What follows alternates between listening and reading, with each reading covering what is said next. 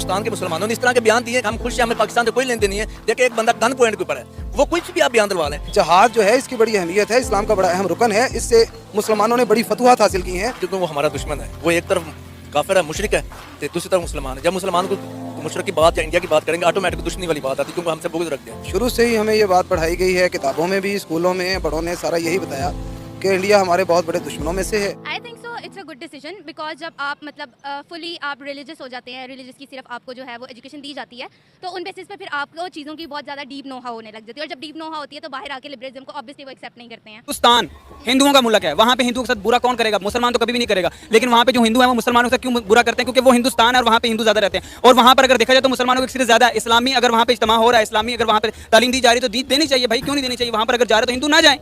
यहाँ पर क्रिश्चियन हमारे होते हैं, हिंदू कराची में इधर पाकिस्तान में विजिट करने आते हैं, हम तो बड़ी सेवा करते हैं। उधर मुसलमानों के साथ ज्यादा करोगे ना तो किधर भी हिंदू नहीं बच हो जाएगा। हिंदू के साथ हर जगह में, दुनिया के हर कोने में हिंदू के साथ ज्यादा होगा अगर मुसलमान के साथ ज्यादा होगा। अगर एक मिसाल है, अगर वो मुसलमानों से ज्यादा करते हैं, हम हिंदुओं के साथ ज्यादा करेंगे, फिर हमारे में और उनमें फर्क क्या रह जाएगा? बता दें, जो पाकिस्तान की और इंडिया की 4 जंगें हुई हैं, उसके अंदर पहले अटैक किसने किया? पाकिस्तान ने किया या इंडिया ने किया? कुछ इन्फॉर्मेशन है? टू द पॉइंट अगर बात करूं तो चारों जंगों में इंडिया ही नहीं दीगर और ममालिक भी शामिल थे और उन्होंने पाकिस्तान को जो कि मस्जिदों के लिए दी जाती थी, अब उन्होंने इस पर बैन लगा दिया। वो कहते हैं कि अब यहाँ से जो है मस्जिदों के लिए फंडिंग नहीं दी जाएगी। ये क्या सच्चाई है इसके पीछे और क्या वजूहात है कि ये ऐसा किया जा रहा है? अभी देखिए, अरब से एक लड़की जो है वो मिस यूनिवर्स में जा रही है और उसने अपना फोटोशूट कैसे करवाया है? उसने अपना फोटोशूट करवाया है ला इलाहा इल्लल्लाह मुहम्मदुर रसूलुल्लाह के बैनर को लेकर के। और आपके यहाँ जाहिल मौलाना लोग और जाहिल मुसलमान लोग, एक लड़की हलवा पहन करके निकल जा रही है तो उस अरबी का मतलब भी नहीं पता कि उसका मतलब खूबसूरत होता है, जिसको अरबी में हलावा कहते हैं। तो भाई जिसको अरबी पढ़नी नहीं आती है, जिसको अरबी समझनी नहीं आती है, जो कुरान बामायने नहीं पढ़ा हो, जो कुरान समझा ना हो, वो अपने आप को कैसे मुसलमान बोलेगा? वो तो मुसलमान हुआ ही नहीं। देखिए, रिफॉर्मेशन जो है वो कुरान में पहली बार जो है, कुरान पहली बार प्रिंट हुआ था 1939 में। इससे पहले कुरान कभी प्रिंट नहीं हुआ था। आप जो भी किताब लेकर के पढ़ रही हैं कुरान का, ये कभी प्रिंट नहीं हुआ था। ये पेड़ों पर, पत्तों पर, ओसों पर, कपड़ों पर, चमड़ों पर, ये इस पर लिखा जाता था। लेकिन और कहा जाता था कि भाई प्रिंट और पब्लिश जो है वो इस्लाम में हराम है। पर मौके की नजाकत को देखते हुए और अपनी जरूरत को देखते हुए रिफॉर्मेशन आया और पहली बार 1939 में कुरान को प्रिंट किया गया। हालांकि कुरान को जिस पन्नों पे प्रिंट किया गया, हो सकता है कि वो पन्ने इजराइल से आए होंगे। सही बात है, क्योंकि मुसलमान के अंदर तो ऐसी कोई क्रिएटिविटी नहीं है। मुसलमान जिस छुरी से अपना मर्द खतना करवाता है, वो छुरी आज तक नहीं बनाया है।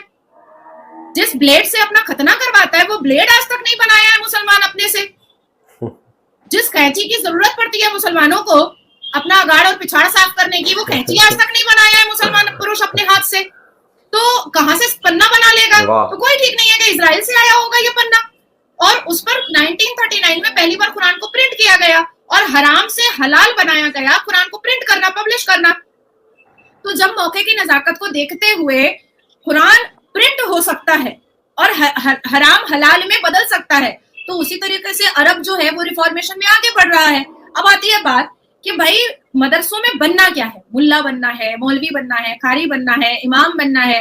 तो इसकी जिम्मेदारी अरब क्यों लेगा? अब पाकिस्तान मुल्ला बनाएगा, उसके बाद हाफिज सईद के पास भेजेगा, दाऊद इब्राहिम के पास भेजेगा, अलकायदा के पास भेजेगा, लश्कर तैयबा के पास भेजेगा, अजमुल मुजाहिदीन के पास भेजेगा। तो अरब मतलब क्या कर रहा है? टेररिज्म फैक्ट्री बनाने का पैसा दे रहा है। अब अरब जो है वो भारत में भी मदरसों को पैसा भेजा करता था, लेकिन उसने मना कर दिया कि अब नहीं भेजेगा, क्योंकि भारत का विजन और भारत के प्रधानमंत्री का विजन ये है कि भाई आप मुसलमान हैं, आप कुरान पढ़ें, आप 5 वक्त नमाज पढ़ें, आप रोजा रखें, आप सब कुछ करें, लेकिन आपने शिक्षित होना है, आपको एडुकेट होना है। और एडुकेशन मदरसे के अंदर नहीं होती है, मदरसे के अंदर इस्लामिक तालीम होती है, दीनी तालीम होती है।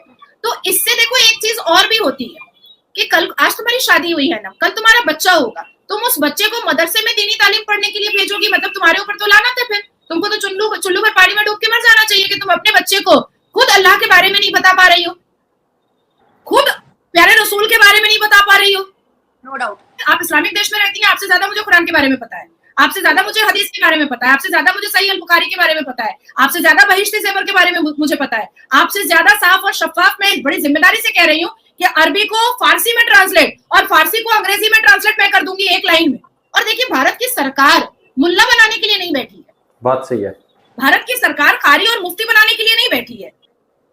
मैम अभी देखा ना कि यूपी के अंदर जो मदरसे थे उनको बैन किया गया और कहा कि जितने मदरसे के स्टूडेंट्स हैं उनको वहां से निकाल के स्कूल भेजा जाएगा, तो ये भी एक बड़ा स्टेप लिया है इंडिया ने।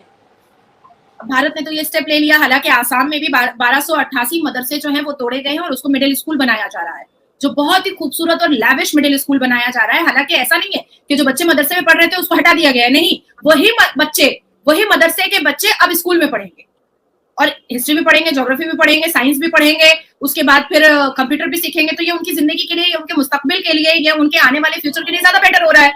अब उत्तर प्रदेश में ये उत्तर प्रदेश अहमदाबाद हाई कोर्ट ने कहा है कि भाई संविधान होते हुए भी मदरसा एक्ट की तो कोई जरूरत ही नहीं है, और सरकार का काम तो मुल्ला बनाना है नहीं, सरकार का काम तो लुंगी पहनाना है नहीं, सरकार को ये नहीं, सरकार का काम ये बताना तो है नहीं कि भैया तुम जो लुंगी पहने हो उसके अंदर चड्डी भी पहन लो प्लीज, ये काम सरकार का तो नहीं है।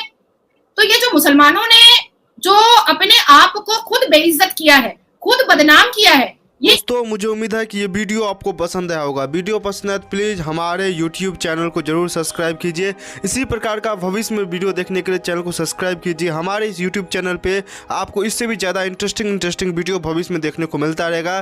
तो प्लीज़ हमारे YouTube चैनल सोच टाइम्स को सब्सक्राइब कीजिए, वीडियो को लाइक कीजिए, इस वीडियो को अपने दोस्तों के साथ जरूर शेयर कीजिए। नमस्कार, फिर मिलेंगे अगले